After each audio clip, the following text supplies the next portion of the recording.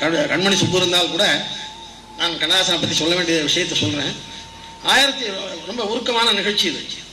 1968 ஒரு நாள் இரவு நேரம் ஒரு 11 மணி இருக்கும், எனக்கு ஃபோன் கண்ணதாசன் பேசினார். நான் அப்பெல்லாம் மது அருந்துவேன். உனக்கு பிடிச்ச ஓல் ஸ்மக்லர் விஸ்கி இப்போ அனுப்பிச்சிட்டு இருக்கேன் டிரைவர்கிட்ட, இப்போ வருது அவங்க வீட்டுக்குன்னாரு. சந்தோஷம்தான், ஆனால் என்ன அப்படி மகிழ்ச்சி உங்களுக்கு? என்ன இல்லை, இந்த முத்துராமலிங்கத்தோட ஒரு படம் பார்த்தேன். முத்துராமலிங்கம் யாருன்னா வி.கே. ராமசாமியோட சகோதரர்.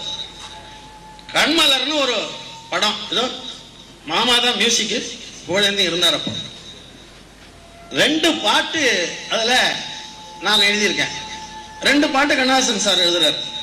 அந்த காலத்தில் என்ன பண்ணுவாங்கன்னா, ஏவிஎம்ல கூட அந்த வழக்கம் உண்டு. எடுத்த வரைக்கும் படத்தை கவிஞர்களுக்கு போட்டு காமிச்சு இந்த பாட்டு இங்கே வைக்கலாமா, உங்களுக்கு ஏதாவது தோணுதான்னு கேட்குற பழக்கமெல்லாம் ஏவிஎம்ல இருந்தது. நல்ல பழக்கமெல்லாம் போயிடுச்சு. நம்மளே யார் கேட்கிறேன், நமக்கு அவன் கொடுக்குற செக்கு செல்லுமாங்கிறத தவிர வேற கதையே.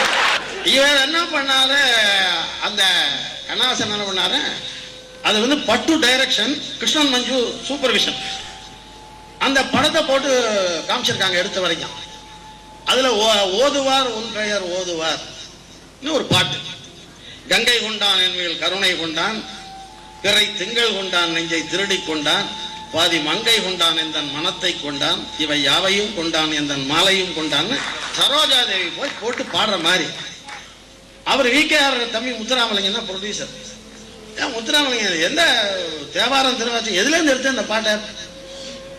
நம்ம வாழை எழுதினது. அவ்வளோதான். கண்ணதாசன் உடனே இந்த பாட்டை போன்லேயே சொல்றாரு. சொல்லிட்டு ஒரு வார்த்தை சொன்னார், இந்த சபையில் நான் என் வாழ்க்கை வரலாறு அதை எழுதியிருக்கேன், நான் செத்து போனா நீ தான் என்னை பத்தி பாடணும். அவர் இறந்த 10வது நாள் ஏஎல்எஸ் பையன் கண்ணப்பன் எனக்கு ஃபோன் பண்ணி, பாரதிய வித்யாபவனில் ஒரு இரங்கல் கவியரங்கா நீங்க வரணும்னார். இரங்கல் கவியரங்கத்துல கைத்தட்டி பார்த்துருக்கீங்களா?